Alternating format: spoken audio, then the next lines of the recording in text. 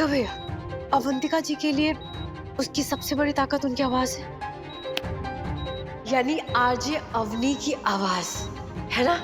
उनकी ही आवाज की दुनिया में उनका सच सारी दुनिया के सामने आएगा।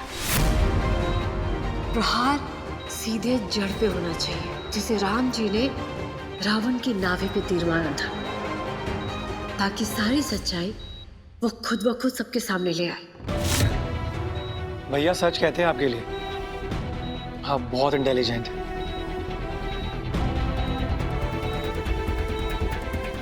वो ऐसा इसलिए कहते थे क्योंकि उन्हें हम पे हमसे ज्यादा भरोसा है,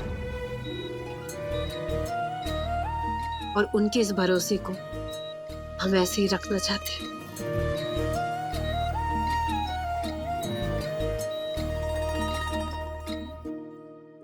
hello, yes sir, RJ Avani speaking. Avani ji, हम आपको सूचित करना चाहते हैं, आपको हमारे रेडियो चैनल से डिसमिस किया जा रहा है। क्या सर, डिसमिस? लेकिन मैंने किया क्या है? आप किस बेसिस पे मुझे डिसमिस कर रहे हैं?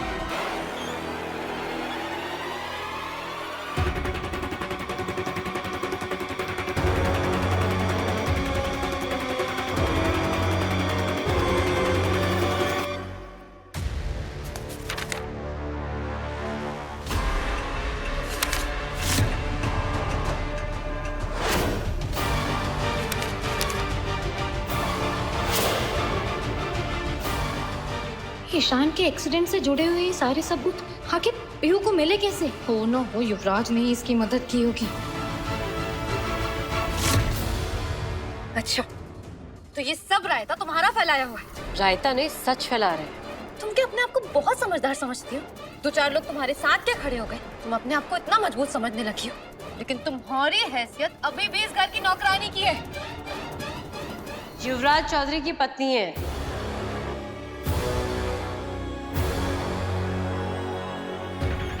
ये सबूत काफी है। एक कोमा में पड़े आदमी की पत्नी बनकर तुम्हें क्या लग रहा है कि तुमने जग जीत लिया है? ऐसा बिल्कुल भी नहीं है पीहू। कोमा में है तो क्या हुआ अवंतिका, लेकिन हमारा बेटा अब भी जिंदा है, और आज नहीं तो कल वो कोमा से बाहर आ ही जाएगा। तू अपनी देख।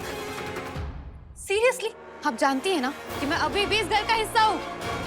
तुम ना अवंतिका इस घर का कोई हिस्सा नहीं हो, तुम बस जबरदस्ती हमारे घर में घुस आई थी, और जबरदस्ती के रिश्ते को ना रिश्ता नहीं कहते।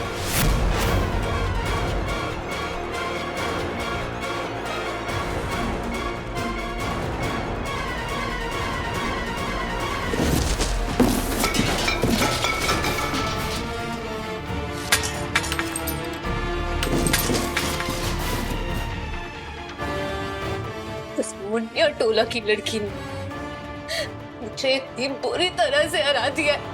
उसने मुझे मेरे घर में ही नहीं बल्कि मेरी जिंदगी में घुसकर मार दी है।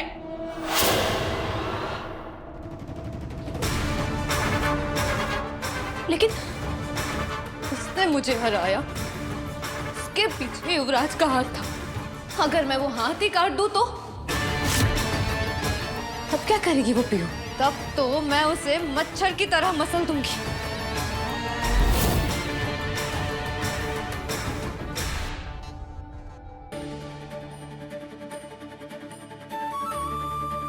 पीहू, एक बात बताओ हमें,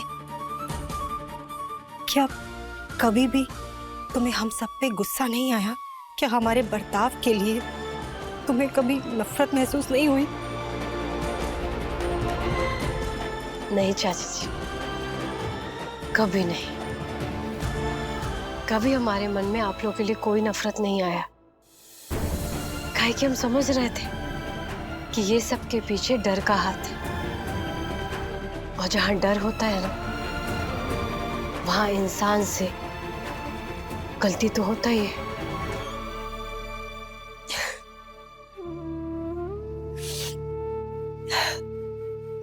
सच में हमारे युवराज की नजर पार की निकली, उसने तुम्हें पहचान लिया।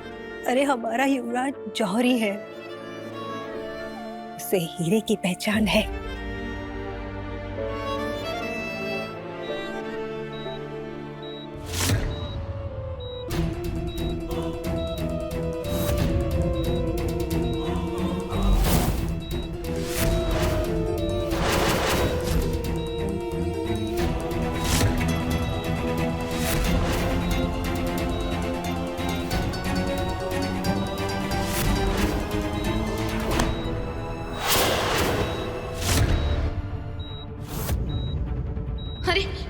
क्या हो रहा है? युवराज के हाथों में हरकत हो रही है, इसके अंदर की ताकत लौट रही है। तभी तो उसने मेरा हाथ इतना कस के पकड़ लिया। अगर ये होश में आ गया तो सब कुछ खत्म हो जाएगा।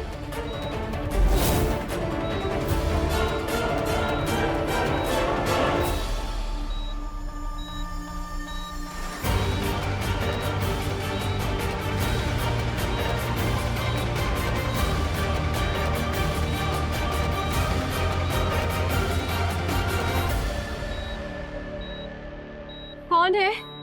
कौन? युवराज जी, आप ठीक है ना? हाँ? आप घबराइए मत, हम यहीं हैं आपके पास, यहीं आसपास हैं हम आपके।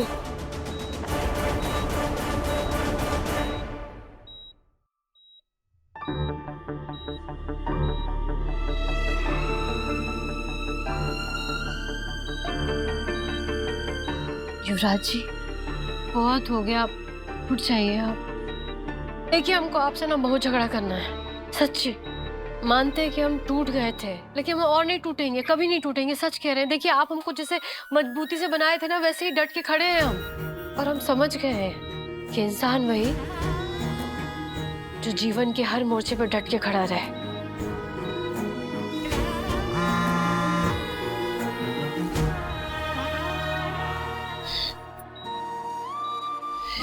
युवराज जी, ये देखिए, रिजल्ट भी आ गया है हमारा। आपको तो अब उठना ही पड़ेगा, काहे कि ये हम दोनों का सपना था ना, और हम अकेले रिजल्ट नहीं देखने वाले, हम आपके साथ ही देखने वाले हैं। अब फेल हो या पास, खुशी हो या गम, जो भी होगा दोनों साथ में ही महसूस करेंगे। सुन रहे हैं आप? उठना ही पड़ेगा आपको।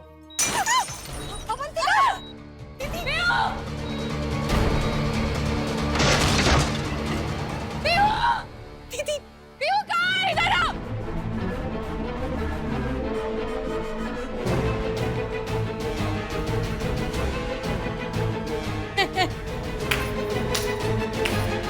देख ले, ये सब कुछ ना तेरी वजह से हुआ है। तूने मुझसे मेरा सब कुछ छीन लिया, मेरा प्यार, मेरा अधिकार, मेरे सपने, सब कुछ। तुझे पता है, आज तक मुझे हराने की हिम्मत किसी में नहीं थी। तूने मुझे हरा दिया। लेकिन एक बात याद रखना पीयू, मैं भले ही अपनी जीत भूल जाऊं, लेकिन मैं अपनी हार कभी नहीं भूलती। अवंतिका जी, हम तो कहते हैं कि आप शांत रहिए, अपना आपा मत खोइए। चुप! तेरी इतनी औकात नहीं है कि तुम मुझ पे तरस खाए। तेरी औकात तो मेरे पाँव की जुत्ती के बराबर है। और तू तो सर पे सवार होके बैठी है। तुझे पता है, मुझे तुझसे सबसे ज्यादा नफरत कब हुई?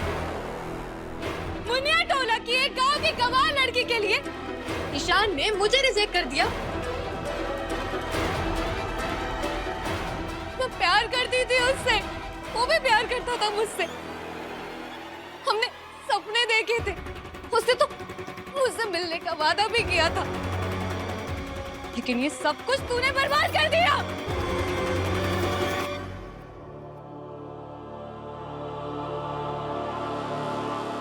मैं बस तुझे डराना चाहती थी, उसकी जिंदगी से हटाना चाहती थी।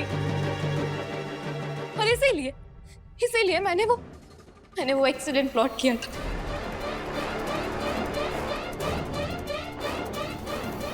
लेकिन गलती से तेरी जगह मेरा ईशान मर गया।